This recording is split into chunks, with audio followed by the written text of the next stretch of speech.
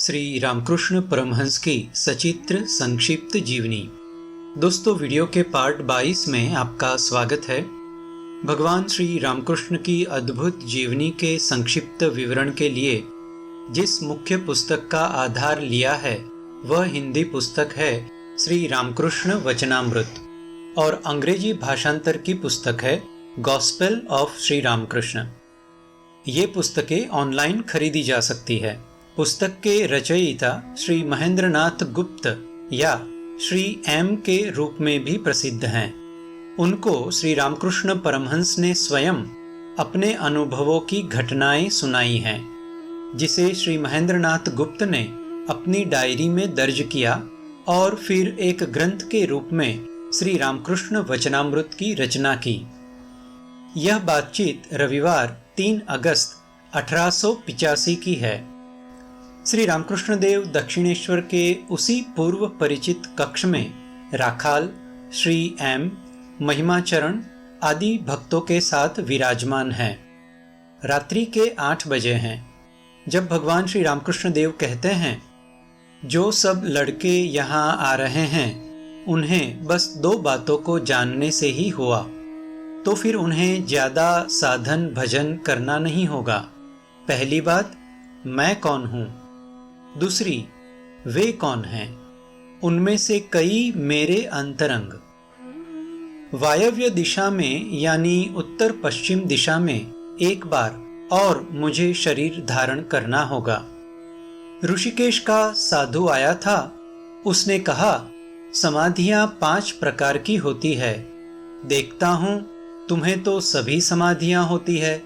कुंडलिनी की पिपीलिकावत गति यानी चींटी जैसी गति, मीनवत यानी मछली जैसी गति, कपिवत यानी बंदर जैसी, पक्षीवत और तिर्यकवत यानी सर्प जैसी कुंडलिनी की गति।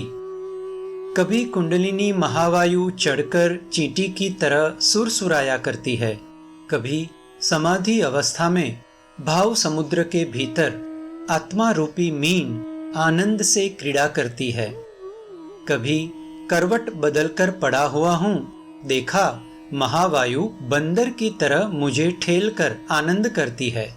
मैं चुपचाप पड़ा रहता हूं, वही वायु एकाएक बंदर की तरह उछलकर सहस्त्रार में चढ़ जाती है, इसीलिए तो मैं उछलकर खड़ा हो जाता हूं। मेरी ये जो अवस्था आप कहते हो, वो साधना करने से ही ऐसा नहीं हुआ करता।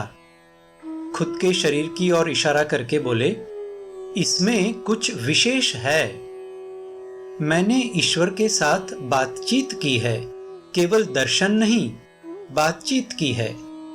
बट के नीचे मैंने देखा गंगा जी के भीतर से निकलकर कितनी हंसी, कितना मजाक किया। हंसी ही हंसी में मेरी उंगली मरोड़ दी। फिर ईश्वर के साथ बातचीत हुई। 3 दिन लगातार मैं रोया। उन्होंने वेदों, पुराणों और तंत्रों में क्या है सब दिखला दिया।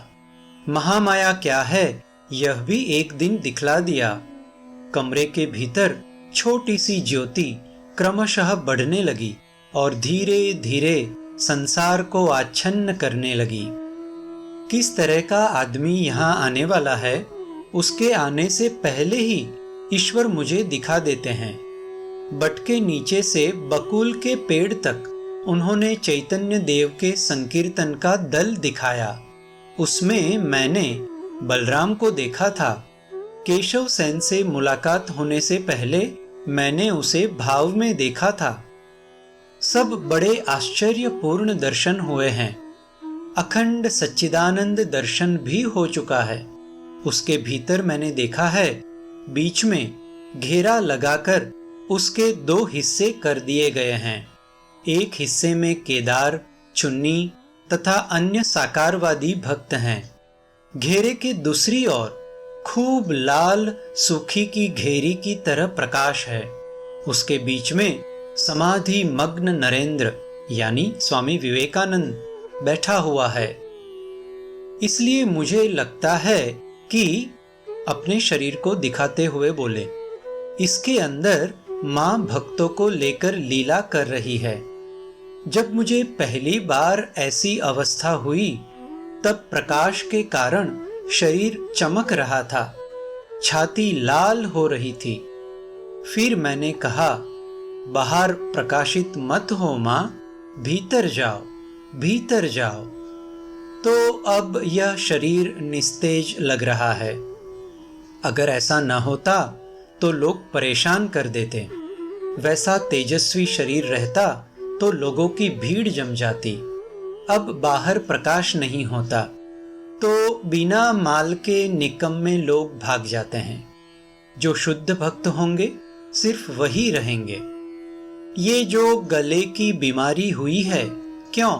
उसका अर्थ ये कि जो लोग यहाँ सांसारिक दुखों के निवारण के लिए आ रहे हैं वे मेरे रोगी की हालत देखकर चले जाएंगे। साथ ही मैं सोचता था, जो भी सच्चे दिल से भगवान को बुलाएगा उसको यहाँ मेरे पास आना ही होगा, आना ही होगा। देखो यही हो रहा है। ऐसे ही सभी लोग आ रहे हैं। ऐसी अद्भुत बातें इस विश्व प्रसिद्ध पुस्तक श्री रामकृष्ण वचनामृत में है। आप इसे अवश्य पढ़ें। बहुत आनंद भक्ति मिलेगी और सांसारिक सभी प्रश्नों या शंकाओं का समाधान मिलेगा। दोस्तों, पार्ट 22 को यहाँ विराम देते हैं।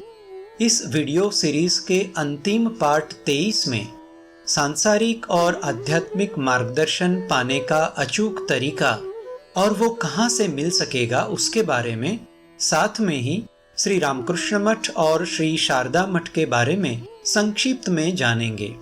सभी पार्ट्स की लिंक डिस्क्रिप्शन में है, उसका भी आनंद लीजिएगा। नमस्कार।